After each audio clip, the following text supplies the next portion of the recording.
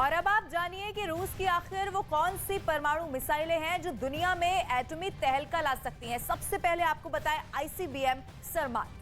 बिल्कुल, आपको बता दें कि सोवियत समय के सैटर्न मिसाइल को अपग्रेड करने के लिए रूस ने इस इंटरकॉन्टिनेंटल मिसाइल को डिजाइन किया है। रूसी फेडरेशन की 62वें मिसाइल यूनिट में इसे तैनात किया गया है। ये रूस ही नहीं, दुनिया की सबसे बड़ी मिसाइल है। इसकी रेंज 18,000 किलोमीटर है। यानी कि पूरी दुनिया इसकी इस रेंज में अमेरिका पर दक्षिणी ध्रुव से होते हुए हमला करने में सक्षम है ये इकलौती मिसाइल। इसके अलावा आपको बता दें कि आईसीबीएम HGV एवनगार्ड ये पुतिन की सबसे भरोसेमंद मिसाइल है, जिसे साल 2019 में रूसी फौज में शामिल किया गया था। और अब तक इस मिसाइल की एक रेजिमेंट यानी कि 9 से 10 मिसाइल तैनात भी हो चुकी है। सोवियत समय के स्टिलेटो मिसाइल का मिक्स वर्जन इसे कहा जाता है। एवनगार्ड की रेंज 10,000 किलोमीटर है, यानी कि अमेरिका तक इसकी रेंज है। इसके अलावा आपको बताएं हाइपरसोनिक ग्लाइड व्हीकल की वजह से इसे रोक पाना नामुमकिन है। इसके अलावा आपको बता दें कि व्योरवेसोनिक स्काईफॉल पुतिन के इस मिसाइल का दुनिया में कोई भी सानी नहीं है।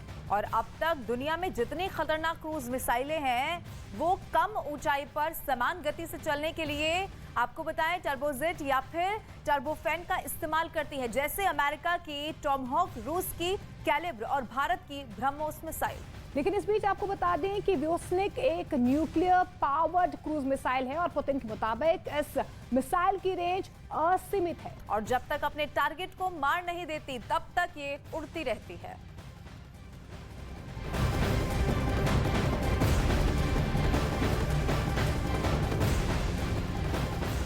और इस बीच आपको बता दें यूक्रेन ने रूस पर बड़ा आरोप लगाया है। यूक्रेन का आरोप है कि नए साल की पूर्व संध्या यानी कि 31 दिसंबर को कीव पर हुए हमले के लिए रूस ने अपने एयर डिफेंस सिस्टम S-300 और S-400 मिसाइलों का इस्तेमाल किया था। यूक्रेन के इस आरोप का खंडन अभी तक रूस ने किया भी नहीं है। यूक्रेन के इस आरोप के बाद रूस की मिसाइलों से जुड़े कई सारे सवाल भी खड़े होने लगे हैं।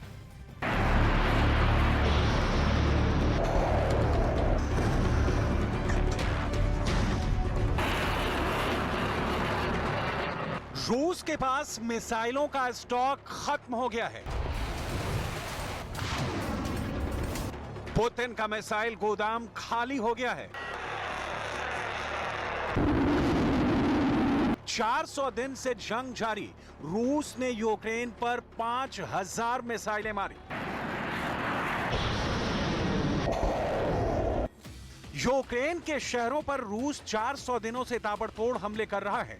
शहरों पर ज्यादातर हमले मिसाइलों से किए जा रहे हैं। लेकिन इस बीच यूक्रेन ने रूस पर एक बड़ा आरोप लगाते हुए दावा किया है कि 31 दिसंबर को कीव पर हुए रूसी हमले में रूस के एयर डिफेंस मिसाइलों का इस्तेमाल किया गया।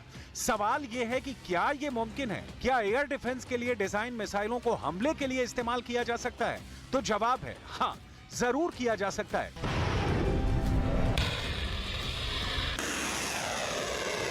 यूक्रेन ने दावा किया है कि नए साल की पूर्व संध्या पर रूस ने कीव पर साल का सबसे बड़ा हमला किया था, जिसमें कीव धुआं हो उठा था। कीव पर हमले को अंजाम देने में रूस इसलिए कामयाब हो गया क्योंकि उसने हमले के लिए S-300 और S-400 मिसाइलों को चुना। कीव पर मिसाइल हमलों से पहले राजधानी में तैनात एयर डिफेंस सिस्टम ने मिसाइलों को ट्रैक कर लिया और पूरे शहर में सायरन बजा दिया। फिर भी कीव में तैनात कोई भी एयर डिफेंस सिस्टम रूस की S-300 और S-400 मिसाइलों को नहीं रोक पाया।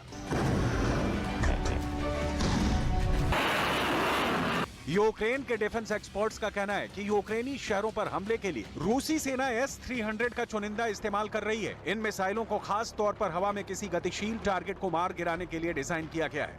लेकिन ये मिसाइलें सतह से सतह पर भी हमले कर सकती हैं और रूस ने ये कर दिखाया है। हालांकि क्रूज मिसाइलों की तुलना में एयर डिफेंस मिसाइलों की एक्यूरेसी बहुत खराब होती है। इस पर भी अगर वो 40 किलोमीटर से दूर किसी टारगेट को ध्वस्त करने के लिए छोड़ी गई हैं, तो इसकी कोई गारंटी नहीं कि वो टारगेट को सटीक निशाना लगाकर नष्ट कर दें।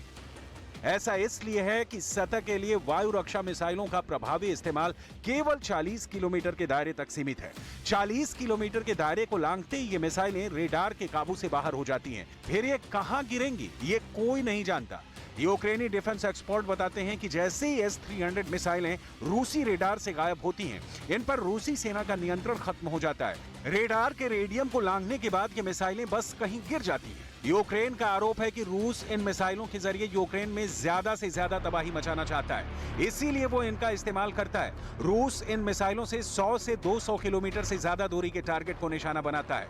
यही कारण है कि रूस की मिसाइलें कीव में गिरती जरूर हैं, लेकिन ये जरूरी नहीं कि रूस जो लक्ष्य साध कर इन्हें छोड़ता है, ये उसे हिट कर पाती हैं।